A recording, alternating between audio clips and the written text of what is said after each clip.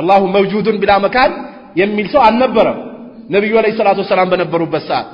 ሰሃቦች በነበሩበት ሰዓት ታቢዮች በነበሩበት ሰዓት አትባው ታቢ በነበሩበት ሰዓት እንደዚህ አይነት ሽንፈት ውስጥ የገባ ሰው አልነበረም ግን እንዲህ አይነት ሽንፈት ውስጥ የገቡ ሰዎች ከገቡበት ጊዜ ጀምሮ እንዲህ አይነት ሽንፈት ውስጥ የገቡ ሰዎች እየበዙ ይሄዳሉ አላሁ መውጁዱን ብላ መካን ይላሉ ነኡዙ ቢላህ አላህ ያለ ቦታ ነው ያለው ይላሉ ወይንም ደግሞ አንዳንዶቹ አላሁ መውጁዱን ፊ ኩል መካን ይላሉ አላህ በሁሉም ቦታ ነው ያለው ይላሉ ላ አላህ Subhanahu Wa Ta'ala እንዲህ አይነት አስጠሊ የሆነ አገላለጽ የሚገለጽበት ባህሪ አይደለም ያለው الرحمن على العرش استوى الرحمن على العرش استوى الله سبحانه وتعالى ከአርሽ በላይ ሆኗል